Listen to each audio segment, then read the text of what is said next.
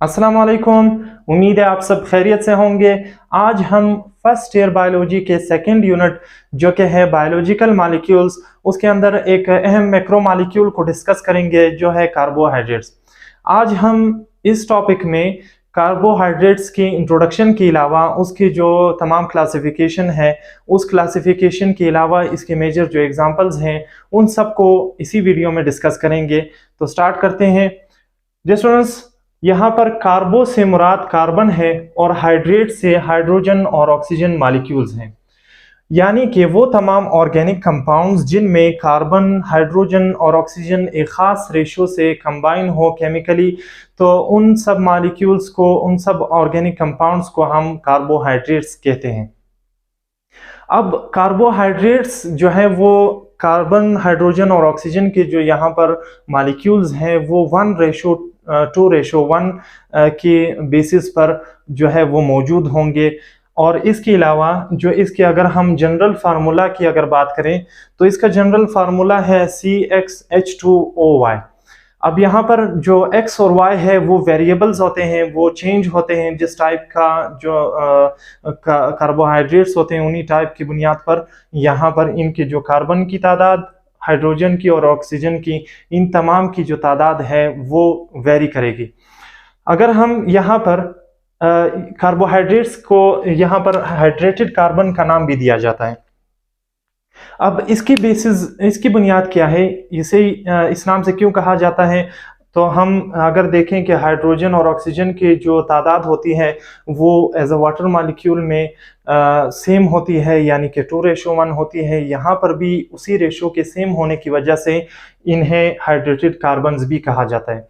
अगर हम इसके केमिकल नेम की तरफ बात करें तो इन्हें जो है वो पॉलीहाइड्रोक्सी अल्डिहाइड या कीटोन्स भी कहा जाता है।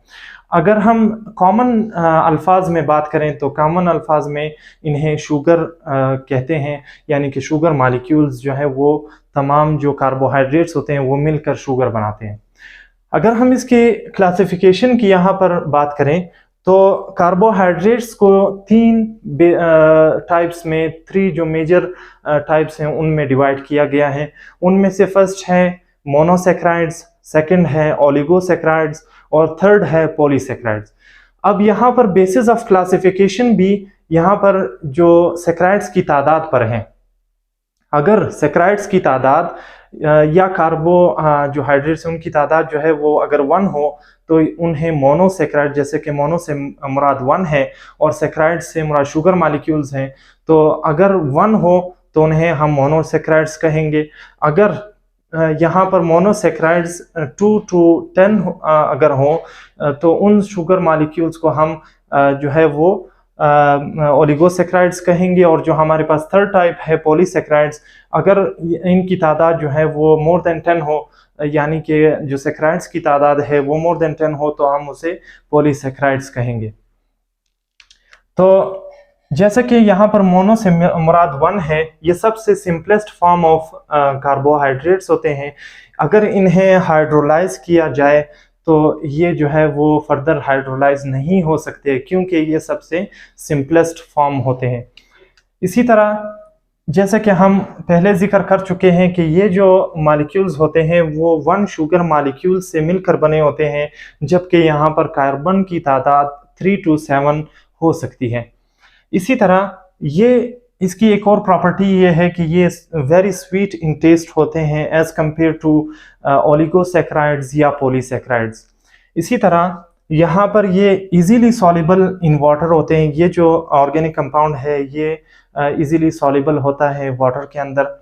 इसी तरह यहाँ पर जो एक्सेप्ट 1, एक यहाँ पर एक ऐसी टाइप है मोनोसेक्राइड्स की जिनमें जो है वो हाइड्रोक्सिल ग्रुप अटैच होता है। उसके अलावा जो तमाम जो शुगर मॉलिक्यूल्स हैं या जो मोनोसेक्राइड्स हैं उनके साथ अल्डिहाइड ग्रुप या उनके साथ कीटोन्स ग्रुप जो है वो अटैच होता है।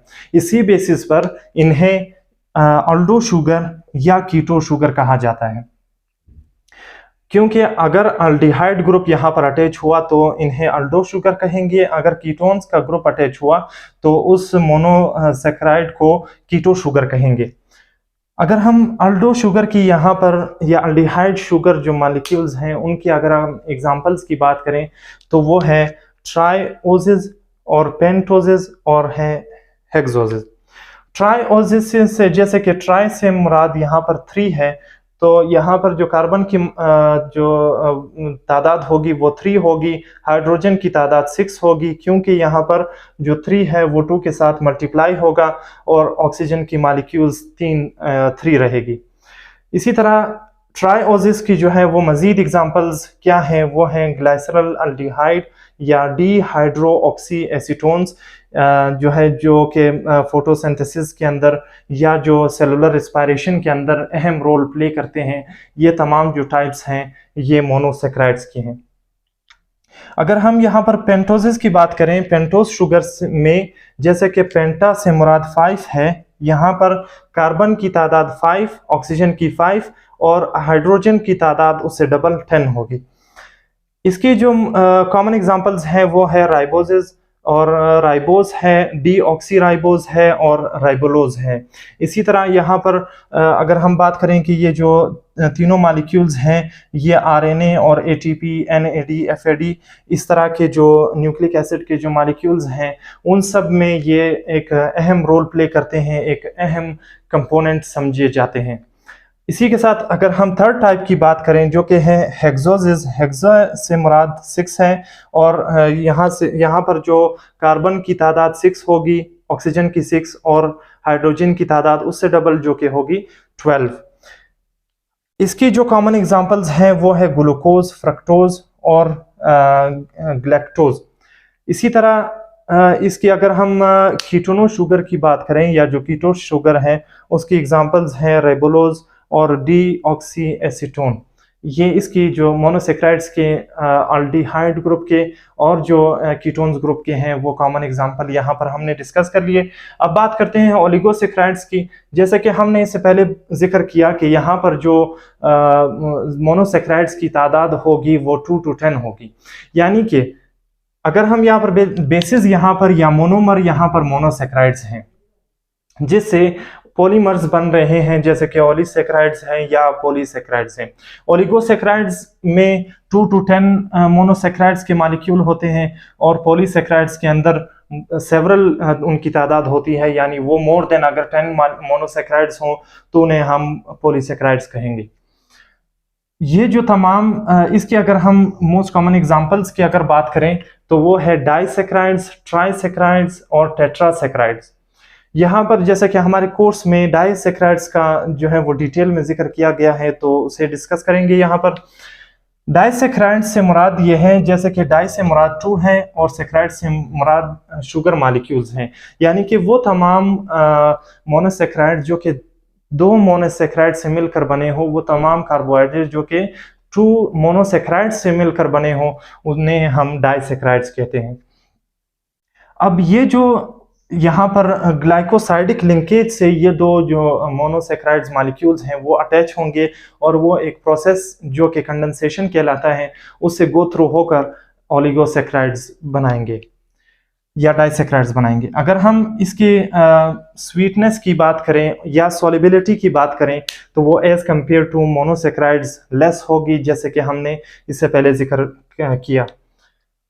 अगर हम इसकी हाइड्रोलाइसिस करें, अगर हम डाइसेक्राइड्स की हाइड्रोलाइसिस करें तो यहाँ पर वो वापस ब्रेक होकर अपने जो मोनोमर हैं यानी कि मोनोसेक्राइड्स उनमें वापस 2 मोनोसेक्राइड्स बनाएंगे। अगर हम मोनोसेक्राइड्स को जो है वो हाइड्रोलाइज करें तो वो पॉसिबल नहीं है, क्योंकि वो सबसे सिंपल जो सिंपलेस्ट यूनिट है वही हमारे पास मोनोसेक्राइड्स कहलाता है। यहाँ पर डाइसेक्राइड्स की कॉमन एग्जांपल्स हैं लैक्टोज, सक्रोज और सेल्यूलोज। इनके रोल की बात करेंगे डाइसेक्राइड्स की, क्योंकि ये हमारे जिस्म के अंदर या किसी लिविंग बॉडी के अंदर एक वाइटल रोल प्ले करते हैं। इसी बुनियाद पर यहाँ पर जो इनकी टाइप्स हैं उनको फर्दर डिटेल से भी डिस्कस करेंगे। सबसे पहले है माल्टोज। माल्टोज जो है वो डाइसेक्राइड की फर्स्ट एग्जांपल है। ये फ्रूट्स में पाई जाती है और हमारे जो डाइजेस्टिव ट्रैक है उसके अंदर भी पाई जाती है। इसके अलावा जो ब्रेविंग इंडस्ट्रीज़ हैं, यानी कि अल्कोहल बनाने के जो कारखाने हैं, जो इंडस्ट्रीज़ हैं, उन सब में भी माल्टोज जो है वो यूज़ होता है। इसी तरह अगर हम लैक्टोज की रोल की बात करें तो लैक्टोज जैसे कि हमें मालूम है कि जो शुगर जो कि मिल्क के अंदर लैक्टोज जो है वो काफ़ी कसरत से पाया जाता है। ये वो कार्बोहाइड्रेट है जो कि मिल्क के अंदर हमें जो है वो एनर्जी सोर्स के तौर पर, एग्जाम्पल के तौर पर हमें मिलता है। अगर हम थर्ड टाइप की यहाँ पर बात करें जो कि है सक्रोज। सक्रोज जो है वो कैन शुगर से जो कैन शुगर के अंदर जो कार्बोहाइड्रेट्स मौजूद होते हैं उन्हें हम जो है वो सक्रोज कहेंगे। इसके अलावा ये इस सक्रोज जो टाइप है उसके अलावा तमाम जो माल्टोज हैं, लैक्टोज हैं, ये जो तमाम डाइसेक्राइड्स हैं, ये रिड्यूसिंग एजेंट्स कहलाते हैं, क्योंकि ये एक प्रोसेस जो कि रिडक्शन कहलाता है उससे गुजर सकते हैं। इस बुनियाद पर इन्हें रिड्यूसिंग एजेंट कहा जाता है। लेकिन यहाँ पर जो एक डाइसेक्राइड हैं जिसे हम सक्रोज कहते हैं, वो जो है जो शुगर केन के अंदर मौजूद होते हैं, उसे हम जो है वो रिड्यूसिंग एजेंट नहीं कहेंगे। इसके अलावा यहाँ पर थर्ड टाइप को डिस्कस करेंगे जो कि है पॉलीसेक्राइड्स। पॉलीसेक्राइड सेवरल मोनोसेक्राइड से मिलकर बनी होती हैं और यहाँ पर जो तमाम जो मोनोसेक्राइड्स होंगे वो ग्लाइकोसाइडिक लिंकेज की मदद से एक दूसरे के साथ लिंक होंगे। इसकी दो टाइप्स होंगी, एक ब्रांच्ड और एक अनब्रांच्ड। ये ब्रांच भी हो सकती हैं और अनब्रांच भी हो सकती हैं, जो कि हम फर्दर एग्जांपल्स में उससे डिटेल से बात करेंगे उस पर। इसके अलावा जो इसकी इम्पोर्टेंट जो पॉलीसेक्राइड्स हैं वो है स्टार्च, ग्लाइकोजन और सेलुलोज, डीऑक्सीटोसिन, एगर और चिटिन। ये तमाम जो एग्जांपल्स हैं उनमें से हम 4 एग्जांपल्स यहाँ पर कोट करेंगे, जिनमें से सबसे पहले है स्टार्च। स्टार्च जैसे कि आप सबको मालूम है कि जो प्लांट फ्यूल है, जो प्लांट के अंदर एक एनर्जी सोर्स है या जो स्टोरेज प्लांट अपने अंदर जो एनर्जी स्टोर करता है या फूड स्टोर करता है, वो फूड का टाइप होता है स्टार्च। वो स्टार्च के टाइप पर जो है वो अपनी खुराक को स्टोर करता है। इसी तरह एनिमल्स के लिए ये जो स्टार्च है वो एक सोर्स ऑफ एनर्जी होता है, क्योंकि जो तमाम हॉर्बीवोरस जो एनिमल्स हैं वो तमाम जो है वो प्लांट्स को खाते हैं। उन प्लांट्स के अंदर जो स्टोर फूड होता है वो होता है स्टार्च। अब स्टार्च की 2 टाइप्स हैं। वो उनकी जो चेन है, उस चेन की, जैसे हमने पढ़ा कि जो मोनोसेक्राइड की चेन होती है, उस चेन के अगर तो वो स्ट्रेट चेन है तो इस बुनियाद पर उन्हें हम अमाइलोज कहेंगे, और अगर वो स्ट्रेट चेन नहीं है यानी ब्रांच्ड चेन है तो उस चेन की बुनियाद पर हम उसे अमाइलोपेक्टिन का नाम देंगे। इसी के साथ अमाइलोज जो जॉइंट होते हैं वो 1 to 4 जो है उनका ग्लाइकोसाइडिक लिंकेज बाउंड मौजूद होता है। इसी तरह 1 to 6 जो ग्लाइकोसाइडिक बाउंड होता है वो अमाइलोपेक्टिन के अंदर मौजूद होता है। इसके अलावा अगर हम सेकंड टाइप जो कि है सेलुलोज उसकी बात करें, ये भी पॉलीमर होता है ग्लूकोज का। इस तरह ये मोस्ट अबंडेंट जो है वो कार्बोहाइड्रेट्स क्या होते हैं, वो सेलुलोज होते हैं। इसी तरह ये जो है वो एक प्लांट के अंदर स्ट्रक्चर के अंदर मेन रोल जो है वो प्ले करते हैं। फॉर एग्जांपल उसकी जो सेल वॉल की कंस्ट्रक्शन है या जो और ये मौजूद होते हैं प्लांट्स के अंदर और एल्गी के अंदर खास तौर पर। इसी तरह ये हाईली इनसॉल्युबल होते हैं इन वाटर, और हम जो है वो इन्हें डाइजेस्ट नहीं कर सकते, क्योंकि ये सोर्स ऑफ फूड हमारे अंदर जो एंजाइम्स हैं, सेलुलोज एंजाइम की अदम मौजूदगी की बिना पर हम इन्हें डाइजेस्ट नहीं कर सकते। ये तमाम हर्बीवोरस के अंदर ये एंजाइम्स मौजूद होते हैं, इसी बुनियाद पर वो कैपेबल होते हैं इन्हें डाइजेस्ट करने में। अगर हम यहाँ पर थर्ड टाइप की बात करें जो कि है ग्लाइकोजन। ग्लाइकोजन जैसे कि स्टार्च प्लांट फ्यूल है, इसी तरह ग्लाइकोजन एनिमल फ्यूल समझा जाता है, क्योंकि जो एनर्जी स्टोर होती है एनिमल्स में या जो लिविंग बॉडीज के अंदर, तो वो होंगी ग्लाइकोजन की सूरत में। इसी तरह ये जो है वो इनसॉल्युबल होते हैं इन वाटर, और इसका जो स्ट्रक्चर होता है वो हाईली कॉम्प्लेक्स होता है। अगर हम ये जो ग्लाइकोजन मॉलिक्यूल एक लिविंग बॉडी के अंदर मौजूद होता है, जिस वक्त हमारी बॉडी को इसकी ज़रूरत पेश आती है तो ये जो है वो उसे कन्वर्ट करते हैं अपने मोनोमर्स, यानी कि जो है मोनोसेक्राइड्स। अगर हम यहाँ पर इसकी लास्ट टाइप जो कि है चिटिन, इसकी अगर बात करें तो ये नाइट्रोजन के जो है वो पॉलीसेक्राइड होते हैं, यानी नाइट्रोजनियस पॉलीसेक्राइड्स होते हैं।